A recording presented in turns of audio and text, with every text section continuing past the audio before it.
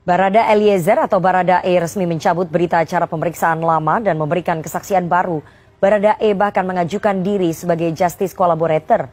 Dalam keterangan terbaru, Baradae mengaku ada pelaku lain yang menembak Brigadir Yosua. Baradae juga menyebut kehadiran Irjen Ferdy Sambo di lokasi saat penembakan terjadi. Apakah kesaksian baru Baradae ini mampu membuka tabir penyidikan kasus penembakan Brigadir Yosua? Untuk membahasnya lebih dalam, kita sudah terhubung dengan kuasa hukum Baradae, Muhammad Burhanuddin. Selamat sore Pak Burhanuddin. Selamat sore Mbak. Dan Guru Besar Hukum Pidana UNSUD, Profesor Hipnu Nugroho. Selamat sore Prof. Hipnu. Selamat sore Mbak.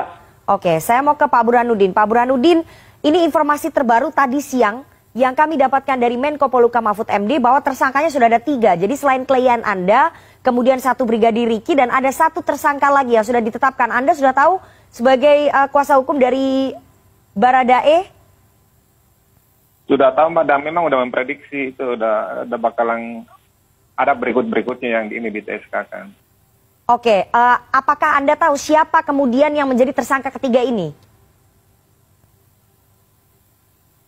Sementara karena kami kan kepentingannya buat Baradae gitu Mbak ya. Jadi saya bicara dalam kapasitas kepentingan Baradae. Nah Baradae itu pada saat memberi kuasa ke tim kuasa hukum, kami telah menjalankan apa menjadi kewajiban kami terhadap Baradae. Kemudian setelah bicara dengan Baradae, kan cara nurani apa yang menjadi ganjalannya selama ini, kemudian di BAP, alhamdulillah ini kan udah mulai terbuka ruang-ruang yang selama ini jadi gelap, udah mulai ada titik terangnya sedikit, dan intinya bahwa Baradae pelaku tunggal yang tindak pidana yang disangkakan baik. Oke, artinya tersangka ketiga ini adalah pelaku juga atau aktor atau bagaimana? Aktor intelektual yang menyuruh atau pelaku penembakan juga Pak Burhanuddin? Sebenarnya ini ini masuk dalam ranah penyidikan dan penyidikan juga, jadi sebenarnya kurang elok dan kurang etis kalau saya bicarakan di sini karena masih ada SK berikut gitu. Nah jangan sampai jadi membingungkan materi penyidikan dari tim kerja Dirtipidum Mabes Polri Mbak. Tapi intinya Baradae itu mengungkapkan fakta-fakta yang sebenarnya, apa posisinya dia, kemudian siapa-siapa yang berada pada saat krusial itu. Nah itu udah diungkapkan semua, makanya penyidik udah bekerja maksimal, udah bagus, sudah cepat dengan pernyataan Baradae ini, kemudian menyasar pihak-pihak yang diduga terlibat tindak pidana. Oke, saya ingin tanya juga Pak Burhanuddin, klien Anda mengajukan diri sebagai justice collaborator atau JC ke LPSK ya. Apa pertimbangan mengajukan diri sebagai JC? Apakah agar tuntutannya ini diringankan atau bagaimana Pak Burhanuddin? Sebenarnya memang kalau target semua dari kolaborator itu adalah ujungnya mau diringankan hukumannya gitu. Tapi ini kita bicara nurani, bicara kepentingan hukum, bicara rasa keadilan buat semua. Nah, inti dari masalah ini kan harus ada yang buka. Nah, kalau ada yang buka, perlu juga ada perlindungan terhadap apa fakta-fakta hukum yang akan diungkapkan dan telah diungkapkan oleh Baradae ini. Nah, terkait yang akan diungkapkan kan menyangkut pihak-pihak lain yang mungkin atasannya atau siapa gitu nanti terkait pengembangan penyidikan dari Mabes Polri, itu kan harus dijaga ininya juga, kenyamanannya, dijaga keamanannya juga dari Baradae ini Mbak. Jadi pertama pelaku tindak pidana dan dia itu udah mengakui menyesali perbuatannya, kemudian dia bukan pelaku tunggal, ada pelaku lainnya. Terkait pelaku lainnya kita nggak berani sebutin di sini, tapi biarlah bergulir pengembangannya karena ini pintunya udah kebuka, mudah-mudahan cepatnya bisa ke ujungnya gitu. Kemudian pelaku lain ini Baradae ini bukan dia pelaku utama. Jadi ada pelaku lain yang lebih utama. Nah ini kan mau dibuka semua. Nah kaitan dengan ini ya perlu perlindungan dari lembaga yang bertugas untuk ini. Oke, bahwa Baradae melakukan penembakan itu satu fakta dan sudah diakui, disesali oleh yang bersangkutan. Tapi ada pelaku lain dan ada aktor intelektual yang menyuruh Baradae. Begitu ya kesimpulannya Pak Burhanuddin?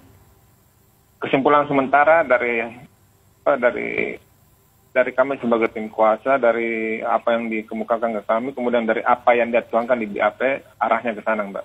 Oke, Prof. Hipnu, tadi sudah diakui bahwa tujuan mengajukan diri sebagai justice collaborator itu tentunya ingin hukumannya diringankan. Tapi kalau misalnya melihat konstruksi kasus, apakah memang pengajuan Baradae sebagai justice collaborator memang akan meringankan tuntutan kepada yang bersangkutan? Iya, terima kasih Mbak Nana. Suatu keringanan atas suatu tuntutan itu harus ada konsistensi antara yang diberikan di tingkat penyidik sampai di tingkat peradilan. Ini jadi kemarin kan berubah, ya berubah, sekarang berubah. Mudah-mudahan tidak berubah kembali, gitu loh. Karena ini terkait dengan kepentingan peradilan. Banyak kasus yang terjadi, permohonan JC begitu di peradilan ternyata ditolak. Karena ternyata bahwa keterangan yang diberikan itu tidak memberikan suatu kontribusi dalam penyelesaian suatu perkara.